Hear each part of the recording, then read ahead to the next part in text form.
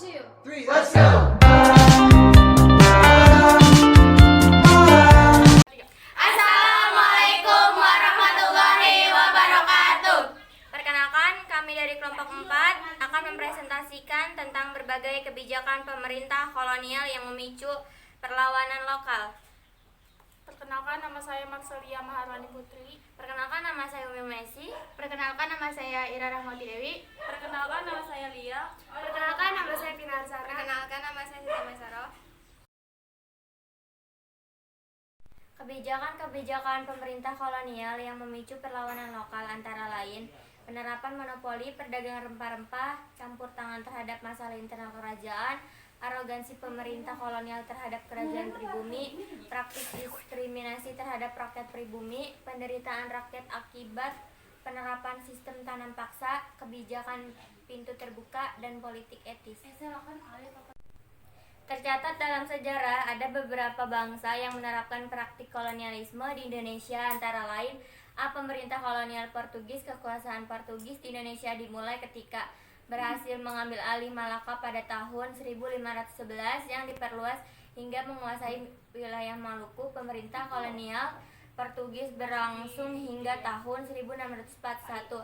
Kebijakan-kebijakan pemerintah kolonial Portugis antara lain: 1. Menerapkan sistem monopoli perdagangan cengkeh dan pala di Ternate. 2. Berusaha menguasai Maluku. 3. Menyebarkan agama Katolik di daerah kekuasaan Portugis.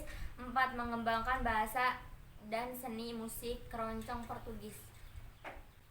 Pengaruh kebijakan terhadap rakyat Maluku yaitu: 1. Mengganggu dan mengacaukan jaringan perdagangan. 2. Rakyat menjadi miskin dan menderita. 3. Tumbuh benih rasa benci terhadap kekejaman Portugis. 4. Munculnya rasa persatuan dan kesatuan rakyat Maluku untuk menentang Portugis. B. Kebijakan VOC. VOC merupakan kongsi perdagangan Belanda yang berdiri sejak tahun 1602. Kebijakan-kebijakan VOC di Indonesia sebagai berikut. 1. Menguasai pelabuhan-pelabuhan dan mendirikan benteng untuk melaksanakan monopoli perdagangan. 2. Pelaksanaan politik divide et impera atau adu domba untuk menguasai kerajaan-kerajaan pribumi. 3. Pengangkatan gubernur jenderal untuk memperkuat kekuasaan VOC. 4. Pelaksanaan hak oktroi. Pengaruh kebijakan VOC pada rakyat Indonesia. 1. Berkurangnya kekuasaan raja karena dominasi VOC. 2. Terpecah belahnya wilayah kerajaan. 3. Hak oktroi membuat masyarakat Indonesia menjadi miskin dan menderita. 4. Pelayaran hongi merupakan bentuk perampasan, perampokan, pemerkosaan, perbudakan, dan pembunuhan bagi penduduk Maluku. 5. Hak ekstirpasi mematikan harapan rakyat untuk memperoleh penghasilan lebih. Pemerintah kolonial Kerajaan Belanda. Kebijakan ini dimulai ketika Belanda berada di bawah kekuasaan Prancis pada masa pemerintahan Napoleon Bonaparte. Kebijakan yang paling terasa akibatnya adalah pada masa pemerintahan Gubernur Jenderal Deanles. Kebijakan-kebijakan yang diterapkan Deanles di antara lain: 1. Penetapan jumlah gaji yang tetap bagi semua pegawai pemerintah dan melarang pegawai pemerintah untuk melakukan kegiatan perdagangan. 2. Melarang penyewaan desa kecuali untuk memproduksi gula, garam, dan sarang burung. 3. Pelaksanaan sistem kontingten yaitu pajak dengan penyerahan hasil bumi. 4. Penerapan verplichte leverenti yaitu kewajiban menjual hasil bumi hanya kepada pemerintah kerajaan Belanda dengan harga yang telah ditetapkan. Pengaruhnya bagi rakyat Indonesia. 1. Kebencian yang mendalam baik dari kalangan penguasa maupun rakyat. 2. Munculnya tanah-tanah partikel yang dikelola oleh penguasa swasta.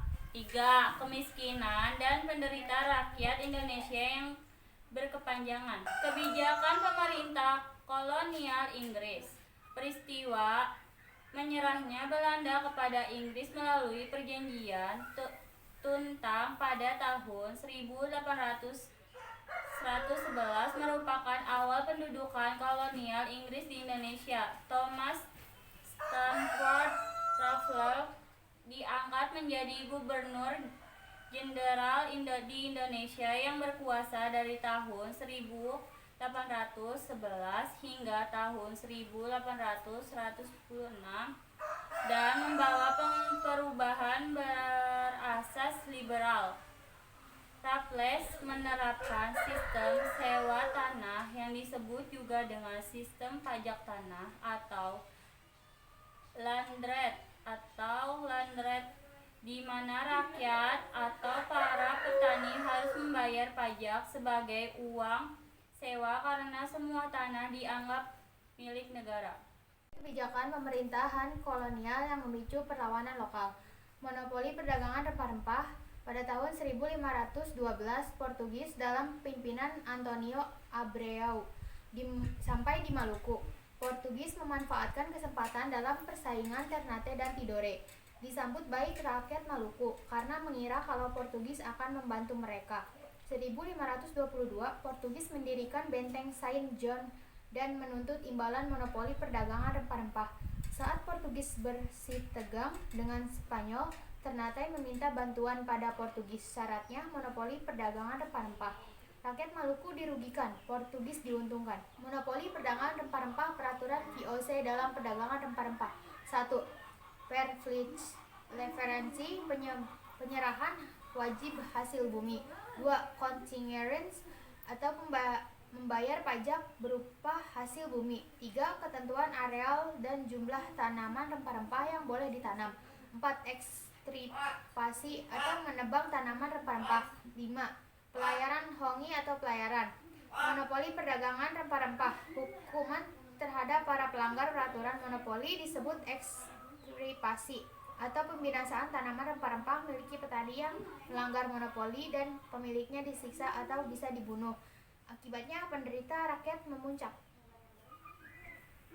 Berbagai kebijakan pemerintahan kolonial yang memicu perlawanan lokal. Undang-Undang Agraria. 1. Tanah Indonesia dibedakan menjadi dua macam, yaitu tanah rakyat dan tanah pemerintah. 2. Tanah rakyat dibedakan atas tanah milik yang sifatnya bebas dan tanah untuk keperluan penduduk desa yang sifatnya bebas. 3. Tanah pemerintah adalah tanah yang bukan milik rakyat, yang dapat dijual atau disewakan untuk dijadikan perkebunan.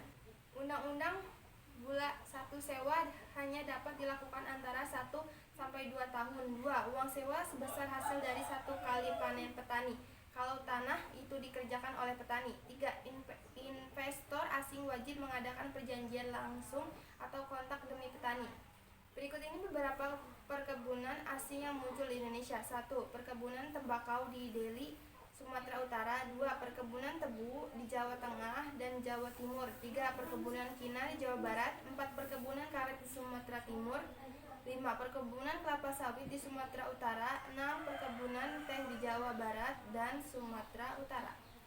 Penderitaan rakyat akibat sistem tanam paksa. Kebijakan pintu terbuka dan politik etis kebijakan pintu terbuka. 1. Kemerosotan tingkat kesejahteraan penduduk.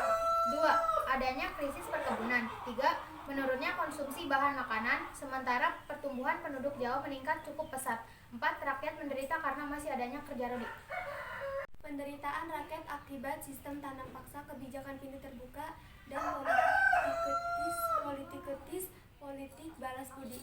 Membangun perkebunan Belanda, memindahkan penduduk ke daerah perkebunan untuk kerja rodi.